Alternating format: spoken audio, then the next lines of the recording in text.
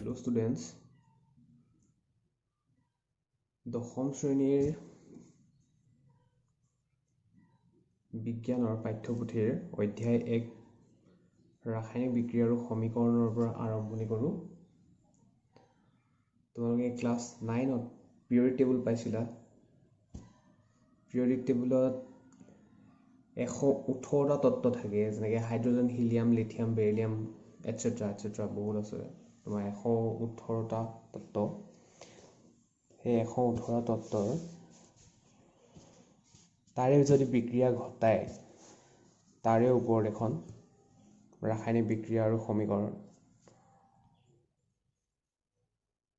তোমালোকৰ পৰীক্ষাত কেনেধৰণৰ কুৱেশ্যনছ আহিব পাৰে সেইবোৰো চোৱা যাব। কিন্তু প্ৰথম কথা হ'ল তোমালোকে কিতাপখন নিজে পঢ়িব লাগিব। মই মাথো চেষ্টা কৰিম তোমালোকক অলপমান বুজাই দিবলৈ। যেনেকৈ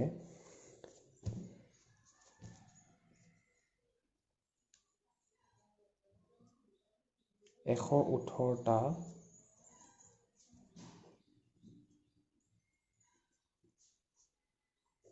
এলিমেণ্টছ আছে, like hydrogen, carbon, oxygen, nitrogen etcetera.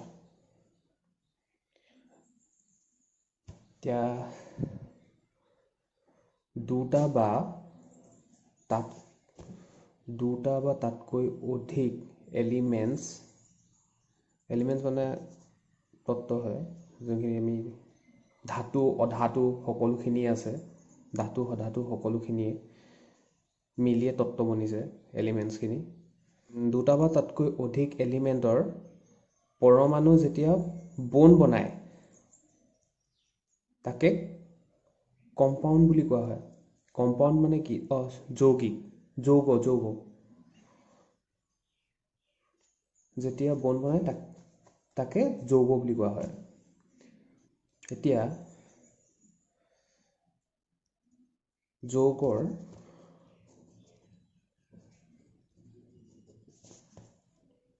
কম্পাউণ্ডৰ example লৈ লওঁ।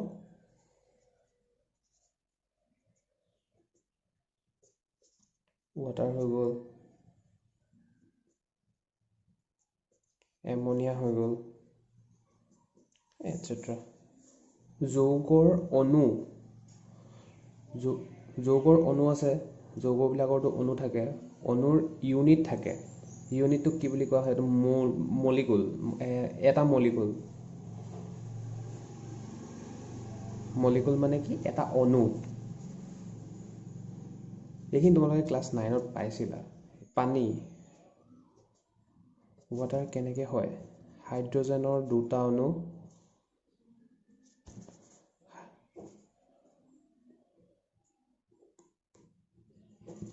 হাইড্ৰজেনৰ দুটা আৰু অক্সিজেনৰ এটা মিলি এটা মলিকুল বনিলে, হয় নহয়? সেইটো এটা মলিকুল। তেনেকৈ এমনিয়াৰ কি বুলি কোৱা হয়? NH3। নাইট্ৰজেনৰ এটা পৰমাণু আৰু হাইড্ৰজেনৰ 3টা পৰমাণু মিলি এটা এমনিয়া হৈ গ'ল। বুজি পালা? এইখিনি তোমালোকে ক্লাছ 9তে পাইছিলা। এইখিনি যিখিনি বুজাইছোঁ এতিয়ালৈকে সেইখিনি ক্লাছ 9ৰে আছিলে, হয়নে? এতিয়া আমি ক্লাছ 10লৈ আহিম। ৰাসায়নিক বিক্ৰিয়া কাক কয়?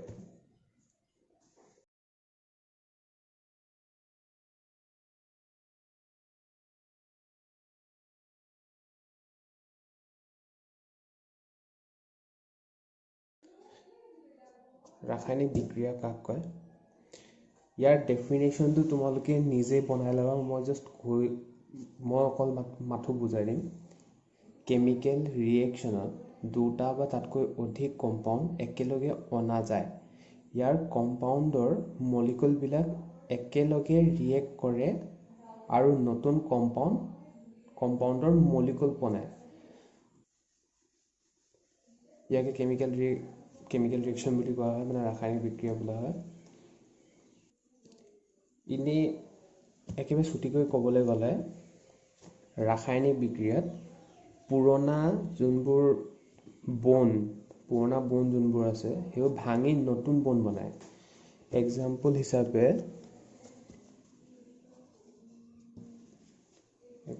হিচাপে এইটোকে লৈ লওঁ, Zn + H2SO4 ৰিয়েক্ট কৰিলে ZnSO4 + H2 হ'ব।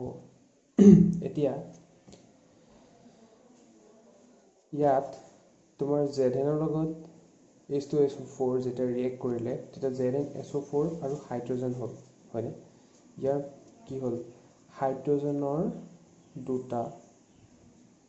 দুটা আছিলে, সিহঁতি নিজে বন বনাব লগা হ'ল। SO4 জিংকৰ লগত বন বনালে, মানে এইটো কি হ'ল, এইটো গেছ হৈ ওলাই গ'ল বাহিৰলৈ। এতিয়া ওপৰৰ কাৰ্যকলাপটো নালাগে, মই নাই দিয়া আৰু তথাপিতো ইয়াৰ অৱস্থাৰ মানে এই যোনকেইটা আছে কেৰেক্টাৰিষ্টিককেইটা, অৱস্থাৰ পৰিৱৰ্তন, ৰঙৰ পৰিৱৰ্তন, গেছৰ উৎপত্তি, উষ্ণতাৰ পৰিৱৰ্তন, এই 4টা টপিকৰ ওপৰতে মই উদাহৰণ হিচাপে দিব বিচাৰোঁ।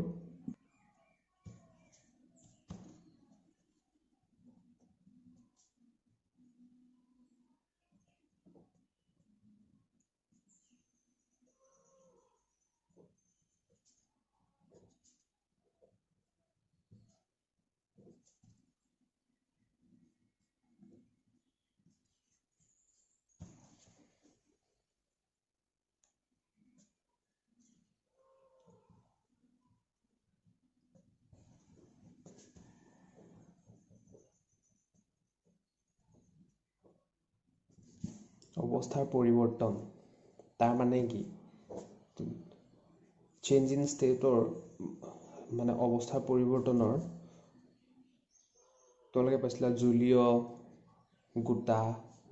গোটা আৰু কি আছিলে, গেছীয়।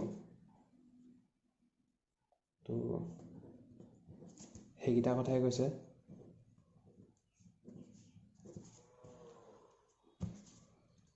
ইয়াৰ উদাহৰণ হিচাপে লওঁ, হাইড্ৰজেন হ'ল গেছ,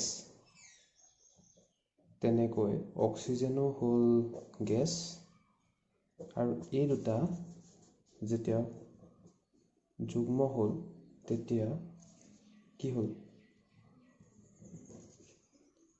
জলীয় হৈ গ'ল। তেনেকৈ 2 নম্বৰটো হ'ল ৰঙৰ পৰিৱৰ্তন।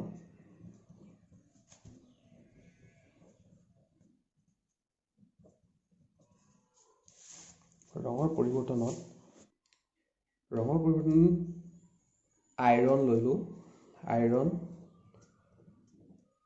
কপাৰ ছালফেট দুটা যেতিয়া ৰিয়েক্ট কৰিলে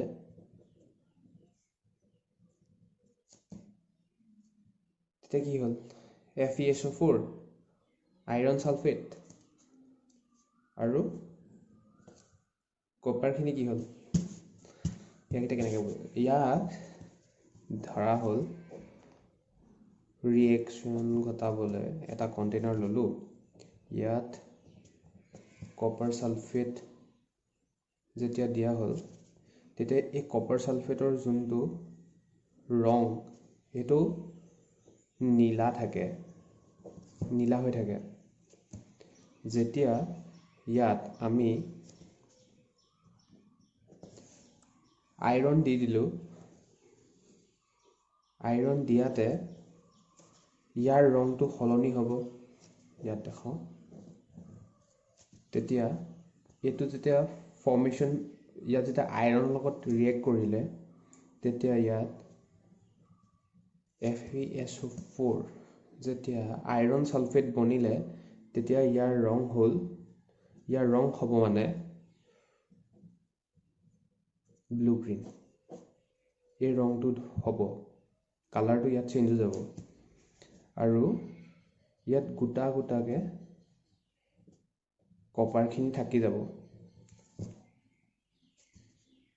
এইখিনি কপাৰ গোটাকৈ যোনকেইটা আছে এটা কপাৰ থাকি যাব। সৰি CO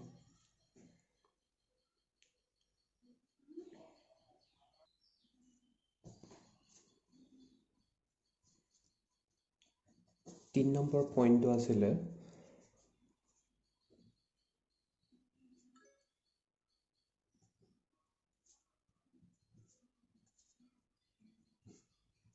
গেছৰ উৎপত্তি। গেছৰ উৎপত্তিৰ বাবে উদাহৰণস্বৰূপে লওঁ Zn প্লাছ H2SO4। একদম প্ৰথমতে দিয়া উদাহৰণটোৱে হয় ZnSO4। এইটো কি হ'ল? গেছ। এইটো গেছ ৰিলিজ হৈ গুচি গ'ল। এইটো ৰিলিজ কৰিব মানে এৰি দিব, গেছটো ওলাই গুচি যাব। তো এইটো উদাহৰণ। আৰু শেষৰটো হ'ল চেঞ্জ ইন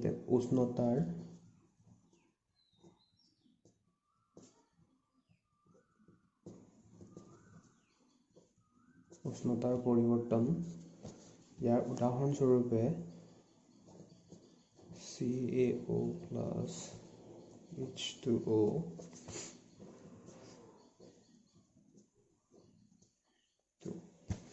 এতিয়া যোনটো কেলছিয়াম অক্সাইড হয়, এইটো কেলছিয়াম অক্সাইড।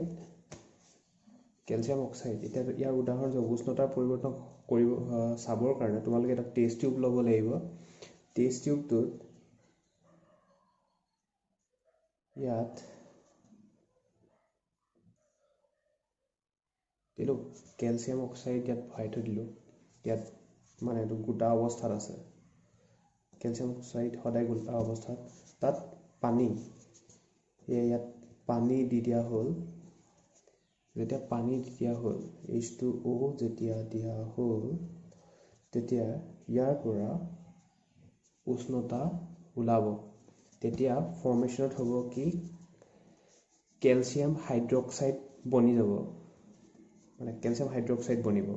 যেতিয়া কেলছিয়াম হাইড্ৰক্সাইড ফৰ্মেশ্যন হ'ব, তেতিয়া ইয়াৰ পৰা উষ্ণতা ওলাব। আৰু তাৰপাছত তোমালোকে যদি হাতেৰে চুই চোৱা, যেতিয়া হাতেৰে চুই চাবা ইয়াক, তেতিয়া হাতত গৰম অনুভৱ কৰিব, চুব নোৱাৰি আৰু গান ওলাব তেতিয়া। সেইটোৱে। তো এই চাৰিটা আজিলৈ ইমানতে দিওঁ, আজিলৈ ইমানতে শেষ কৰোঁ। আমাৰ উষ্ণতাৰ পৰিৱৰ্তন এইডোখৰলৈকে। ৰাসায়নিক সমীকৰণ পাছত বুজাম। একেদিনাখনে বেছি বুজা ল'লে ভাল নহয়। তো দশমৰ ক্লাছখিনি আৰম্ভণি হৈ গৈছে, দেখা যাওক। ধন্যবাদ ইয়াতে।